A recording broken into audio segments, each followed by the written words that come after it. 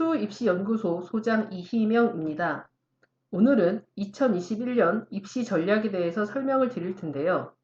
원래는 오프라인으로 학원에서 진행될 예정이었으나 코로나 재확산으로 인해서 온라인으로 진행하도록 하겠습니다. 첫 번째는 설명회 및 상담 진행 방향에 대해서 설명을 드리고요. 두 번째는 상담 때 제가 제일 많이 듣는 말에 대해서 설명을 드리겠습니다. 마지막으로 수시 지원할 때 고려해야 할 사항에 대해서 설명드리도록 하겠습니다. 먼저 설명회 및 상담 진행 방향에 대해서 말씀드리겠습니다. 제 수업을 듣는 학생들의 학부모님이 보신다는 전제 하에 이 동영상은 집중해서 봐주시기 바랍니다. 각 대학별 설명은 2020과 2021을 비교한 내용 및 합불 사례에 대해서 학생에게 별도의 프린트로 학생들에게 전달이 됩니다. 희망 대학의 특징과 합불 사례를 보시면 됩니다. 이후에 자세한 내용은 상담 때 설명드리도록 하겠습니다. 제 수시 상담의 특징은 안정권을 잡고 나머지를 상향을 하는 것인데, 그러기 위해서는 부모님과 학생들이 마지노선 대학을 정해야 합니다. 그러나 대학의 서열을 정확히 모르시기 때문에 이를 판단할 수 있는 자료를 주말에 학생들에게 나눠줄 예정입니다. 참고하셔서 마지노선 대학을 정하시면 됩니다. 수시 상담 때 제일 많이 듣는 말입니다. 즉, 부모님이나 학생들이 학종에 대해서 잘못 알고 있는 부분에 대한 이야기입니다. 학생들은 자기 내신이면 안정권이라는 말을 합니다. 전년도에 학종에서 2.8까지 붙었는데 본인은 2.4니까 안정권이라는 말을 합니다. 그러나 학종은 교과 전형이 아닙니다. 전년도에 인하대 미래인재의 경우 2.0 등급인 학생과 2.7 등급인 학생이 둘 다 경제학과를 지원을 했는데 2등급 학생은 1단계에서 불합, 2.7인 학생은 1단계에서 합격을 했습니다. 또한 대학에서 발표한 커트라인에는 학교별 차이가 나타나지 않습니다. 종합전형에서 특히 내신 컷이 낮은 학과는 어문 계열인데요. 이것은 일반고가 아니라 외고 학생들의 내신입니다. 외고의 4등급이 합격했다고 해서 일반고 4등급이 합격할 수 있지는 않습니다. 즉, 전년도에 2.8등급까지 붙었다는 것은 그 등급 안에서 전공 관련 내신과 전공 관련 활동에 따라서 전체 내신을 뒤엎을 수 있는 것이 학종입니다. 그러므로 학종에서는 합격한 학생의 최저 내신도 봐야 하지만 불합격한 학생의 최고 내신도 참고해야 합니다.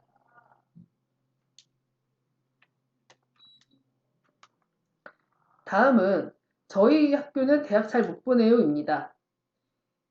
입시 결과가 안 좋은 이유는 학생들이 인기학과를 쓰고 이에 대해서 학과를 낮추자는 선생님들의 설득이 통하지 않았거나 본인의 내신과 활동만 보고 수시를 지원하기 때문입니다. 본인들도 입시 결과가 좋지 않은 선배들과 같은 실수를 하고 있지는 않은지 고민해야 합니다. 다음은 전공 관련 동아리를 했어요 라는 말입니다. 학종에서 경제학과를 지원하는 학생 치고 경제 동아리, 창업 기획서를 안 한 학생은 없습니다. 화학공학과를 쓰면서 실험 동아리를 안 한 학생은 없습니다.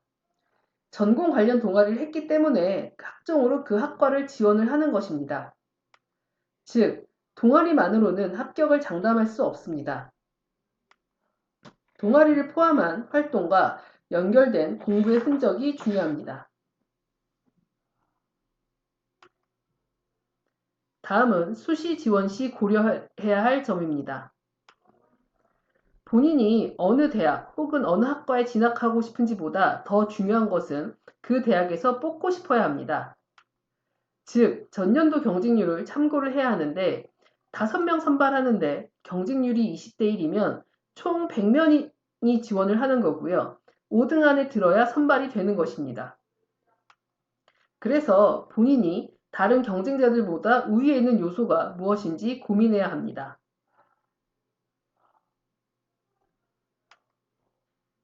다음은 안정권 대학입니다. 안정권 대학은 보통 희망대학이 아니기 때문에 평소 생각하지 못했던 대학들이라 어디를 잡아야 할지 학생들이나 학부모님들은 잘 모릅니다. 이때 6월 모평 점수를 활용을 합니다. 6월 모평의 점수는 수시에서 모두 떨어졌을 때 어떤 대학을 정시로 갈 수 있는지를 알려줍니다. 예를 들어 내신이 2.3등급이고 6월 모평 점수가 347점인 학생이 있습니다. 이 학생은 인기학과인 미디어 커뮤니케이션을 지원하려 합니다. 인기학과니만큼 경쟁률도 높고 불합격할 확률이 높습니다. 그래서 수시에서 모두 떨어지면 어쩔 수 없이 정시로 지방대에 진학을 해야 합니다. 그래도 수도권에서 통학을 하려면 교과가 포함된 전형으로 명지대를 지원하고 나머지를 희망학과를 지원해야 합니다. 안정권 대학은 변수가 적은 교과 전형 혹은 내신의 비중이 큰 학생부 종합 전형으로 잡아야 합부를 예측할 수 있습니다.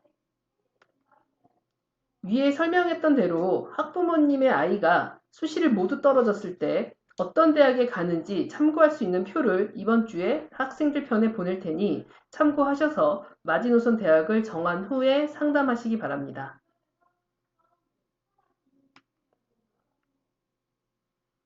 학부모님이 또 아셔야 할 것이 대학마다 학종이 두 가지가 있습니다. 전공 관련 내신과 활동이 중요한 전형, 예를 들면 연세대 활동 우수, 중앙대 탐구형, 경희대 내후룬의 인하대 인하비례 인재 전형들이 있습니다. 이 전형들은 꼭 특목고의 몫은 아닙니다. 예전에 일반고 문과 2.5등급인 학생이 중앙대 탐구형으로 경영학과를 합격했습니다. 물론 이 학생의 모든 과목의 세특에는 심지어 중국어까지도 전공 관련 발표 내용으로 꽉 차 있습니다.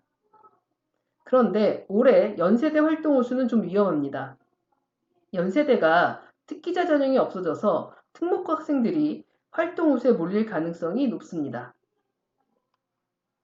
두 번째는 전체 계열 내신과 공동체 활동 혹은 리더십이 중요한 전형, 예를 들면 연세대 면접형, 중앙대 다빈치, 경희대 고교연계, 인하대 학교장 추천 전형이 있습니다. 이런 전형은 전공 관련 발표 내용이 별로 없어도 내신이 좋으면 합격하는 경우가 많습니다. 작년에 환경공을 준비한 1.9등급 학생이 경희대 고교연계로 지리학과를 합격을 하거나 건축공과 관련된 건축공을 준비했던 학생이 인하대 기계공학과를 학교장 추천으로 합격을 했습니다.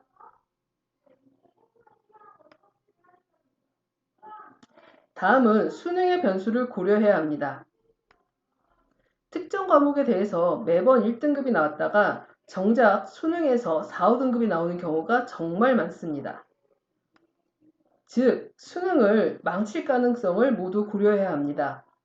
평소 모의고사의 단점이 모두 복합돼서 나타나는 것이 수능입니다. 수능을 못 봤는데 인기학과를 지원했다가 1단계까지 안 되는 상황이 발생될 수 있습니다. 수능 이후에 면접 보는 대학에서는 비인기학과 지원을 고려해서 수능을 잘 봤다면 면접을 안 가면 됩니다.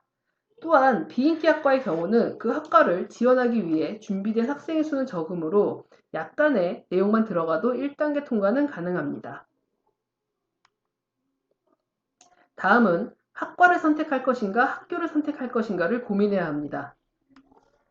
자연계 1.8등급이면 인하대 생명도 합격이 가능하고요. 수능 최저를 만족한다면 이화여대 비인기학과도 합격할 수 있습니다. 즉, 상위권 대학에 비인기학과를 쓸 것인지 말 것인지도 고민하셔야 합니다.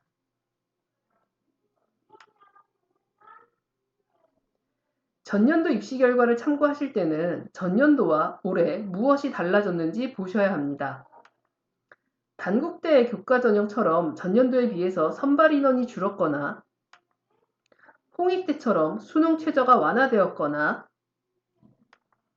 명지대처럼 내신의 반영 방식이 달라졌다거나 국민대처럼 면접 날짜가 수능 이전이었다가 수능 이후로 변했다면 전년도를 참고를 해서 실질 경쟁률과 커트라인이 높아질지 낮아질지 예상할 수 있습니다. 입학과 2021년도의 입시를 비교한 내용을 학생에게 배부하였으니 참고하시기 바랍니다.